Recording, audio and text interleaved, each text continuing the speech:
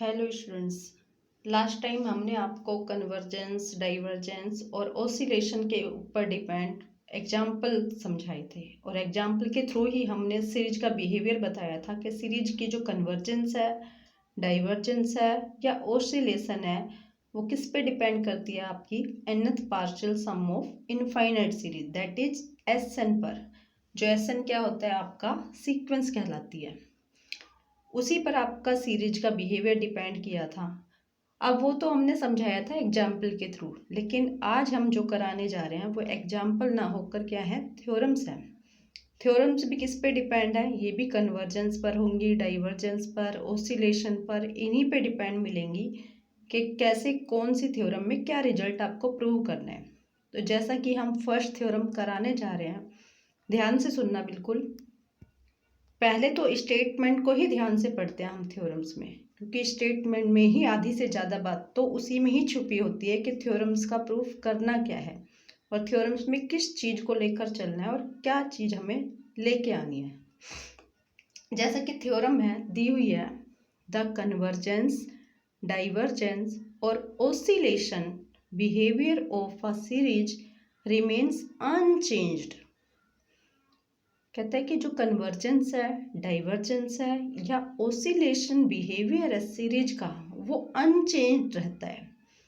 कहते हैं कि अनचेंज्ड का मतलब उसमें कोई बदलाव नहीं आ सकता, उसको कोई बदल नहीं सकता। कब? बाय द एडिशन, ओमिशन और alteration of first finite number of terms of the series.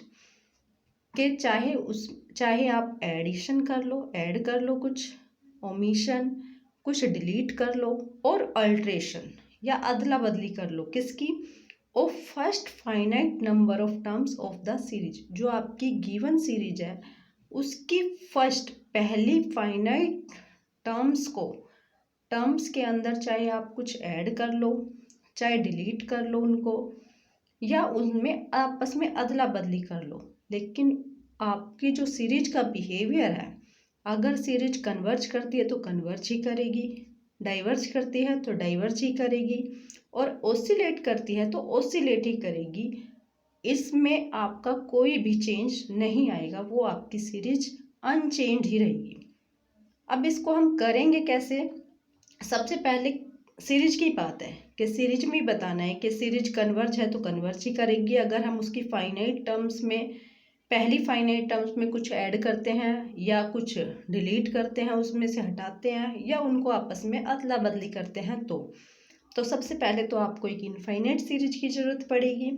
फिर इनफाइनाइट सीरीज के बाद उसमें से हम कुछ फाइनाइट टर्म्स को लेकर चलेंगे, उसमें या तो एडिशन करके दिखाएंगे या डिलीट करके दिखा देंगे या फिर अदला बदली करके। तो कोई भी एक चीज़ हम प्रूव कर देते हैं, एक प्रूव हो जाएगी, बाकी सभी अपने आप ही हो जाएंगी। तो हमने क्या किया, मान लेते हैं कि कोई सीरीज है, infinite series, summation n from 1 up to infinity an। इसको खोल दिया आपने, क्या बना?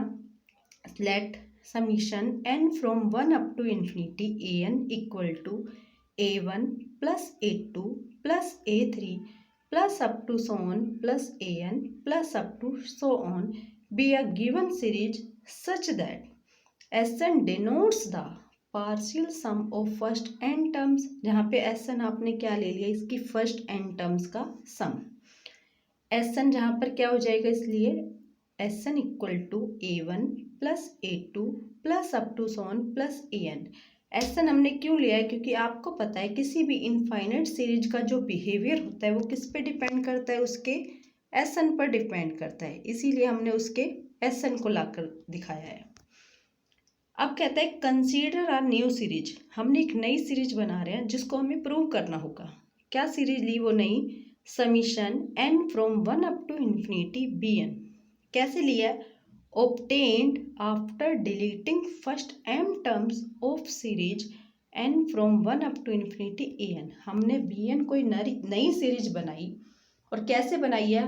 हमने सीरीज an की कुछ फाइनाइट m टर्म्स को डिलीट कर दिया। तो हम इसको ओमिशन मेथड से कर रहे हैं कि हमने m टर्म्स को डिलीट कर दिया, तो हमारे पास सीरीज, कहने का मतलब है bn सीरीज क्या बन गई? Summation n from 1 up to infinity bn equal है b1 plus b2 plus b3 plus up to so on bn plus up to so on. अब हमने इस सीरीज an की कितनी टर्म्स को डिलीट किया, इसमें से m टर्म्स को। तो आगे की जो टर्म्स बची वो कहाँ से स्टार्ट होंगी, am+1 से, am+2, am+3 up to so on, इसी तरह से शुरू होंगी।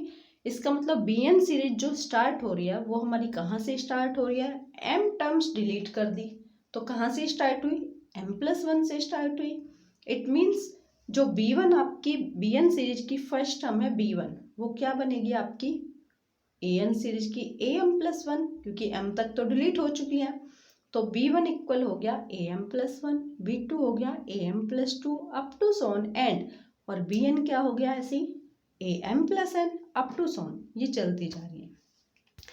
अब जब bn सीरीज हमने नई सीरीज बनाई है तो इसके लिए इसका बिहेवियर किस पे डिपेंड करेगा, ये भी एक इनफाइनाइट सीरीज है, इसका बिहेवियर भी इसके सम पर डिपेंड करेगा। इसके सम को नाम दे दिया हमने Sn' का।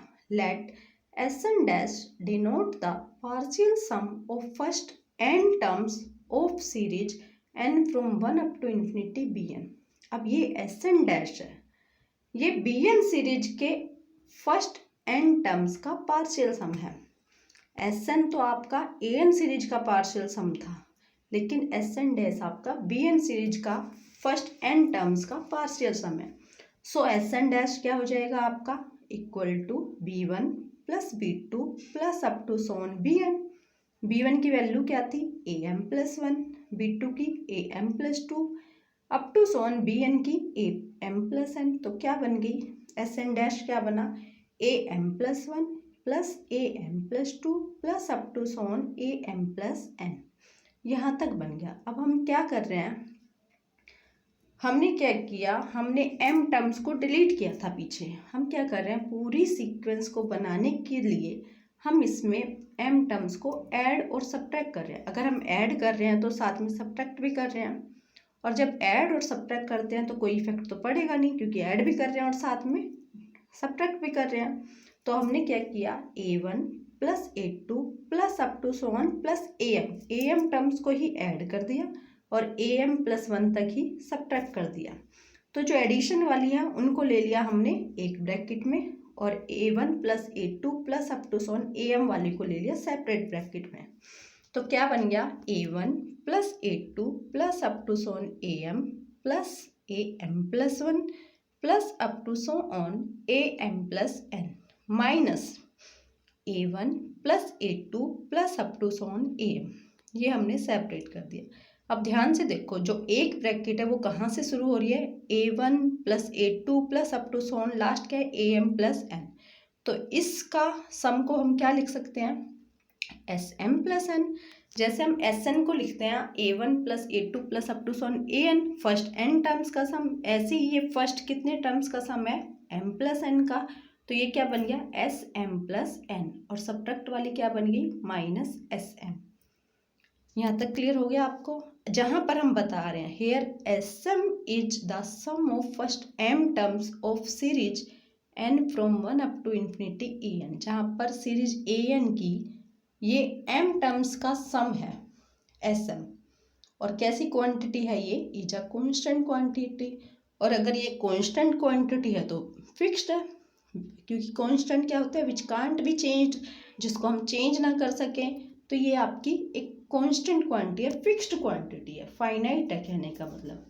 अब हमारे पास क्या है, हमें थ्योरम को प्रूव करना था तो हम इसकी हेल्प से प्रूव कर रहे हैं। अब हमारे पास क्या है, आगे हम इस पे डिपेंड कर रहे हैं, तो इसके ऊपर हम 3 केस डिस्कस करेंगे, कन्वर्जेंस के, डाइवर्जेंस के और ओसिलेशन के।